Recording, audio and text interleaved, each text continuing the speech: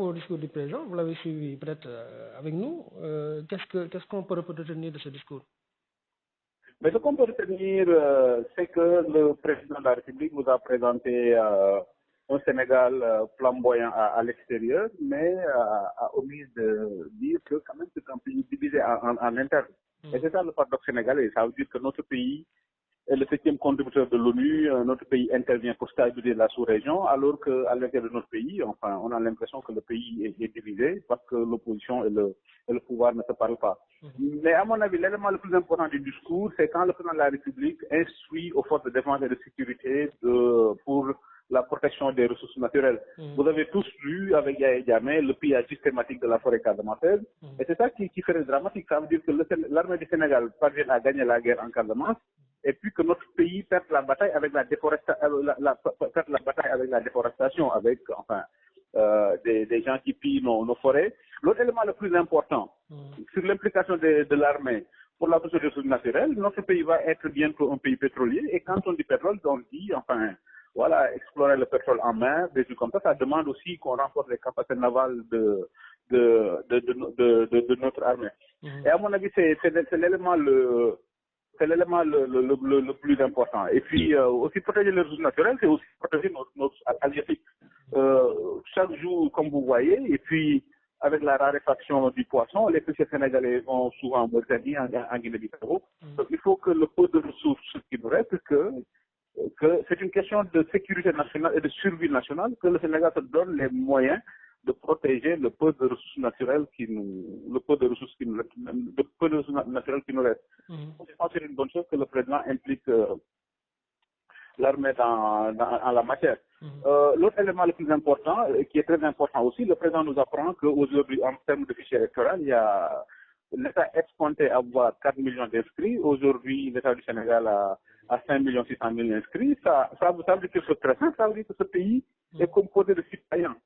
Et que malgré l'agitation politicienne, malgré les clivages politiciens, malgré les clivages partisans, le Sénégal est une grande démocratie et puis les Sénégalais préfèrent donner rendez-vous aux hommes politiques le jour des élections. Et c'est ça aujourd'hui qui est bizarre au Sénégal. Cette agitation politicienne et le calme citoyen. Aujourd'hui, il y a cette maturité du peuple et à mon avis cette immaturité des hommes politiques.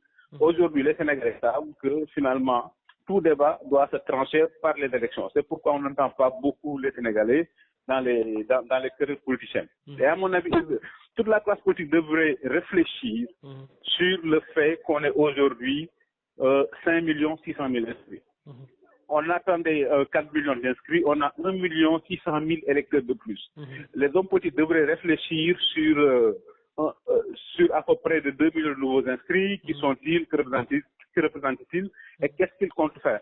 À mon avis, ça, c'est des débats très sérieux que les hommes politiques devraient poser. Et là, on a posé aussi le débat sur les législatives. À mon avis, c'est très, très important, ces prochaines élections législatives. Mais comme je dis souvent, notre pays est victime de certains anachronismes démocratiques. C'est quoi un anachronisme démocratique? Il n'y a jamais de débat de fond dans notre pays. Et comme je dis souvent, par exemple, l'histoire de la Casamance, l'armée a gagné la guerre en Casamance. Ce serait bien que pendant cette législative-là, que les hommes politiques nous disent comment ils comptent gagner la paix en Casamance, majorité comme opposition.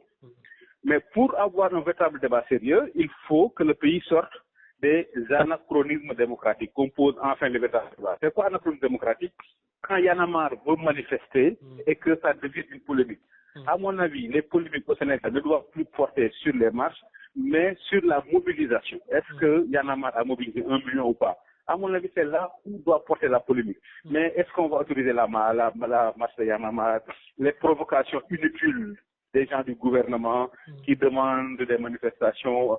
À mon avis, c'est des débats éculés qui avaient un sens dans les années 80-90. Mais notre niveau de démocratie, on doit dépasser ça. La marche doit devenir quelque chose de banal. Y'en a marre va réussir peut-être sa marche, non pas parce qu'ils vont mobiliser, mais à cause des maladresses des gens du pouvoir, qui sont d'une intolérance, à mon avis, pavlovienne. C'est ça aujourd'hui le débat de fond. Il ne faudrait plus que dans notre démocratie qu'on accepte un certain nombre de débats. Il ne faut plus qu'on accepte un débat sur les libertés publiques.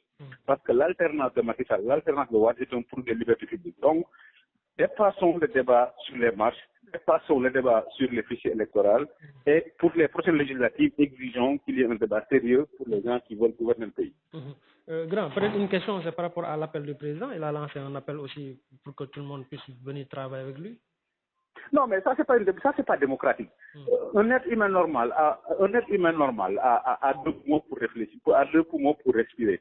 Une démocratie qui fonctionne à deux poumons pour respirer. Dans une démocratie, la démocratie fonctionne quand les deux poumons fonctionnent. Les deux poumons, c'est la majorité et l'opposition. Le président n'a pas à lancer l'appel pour que les gens viennent travailler avec lui. Il a sa majorité, il n'a qu'à gouverner, présenter un bilan, qu'il fasse son travail. L'opposition aussi fera son travail de critique. Et puis le jour des élections, le peuple va trancher. Le débat se tranche, un débat démocratique se tranche lors d'élections. Un débat qui se tranche alors qu'il n'y a pas d'élection, quelle que soit la formule que vous prenez, c'est de la transhumance. Donc il n'a pas appelé l'opposition pour qu'ils travaillent ensemble. Il peut appeler l'opposition à un dialogue national, il peut appeler l'opposition à un consensus national, mais il ne peut pas appeler l'opposition à travailler avec lui.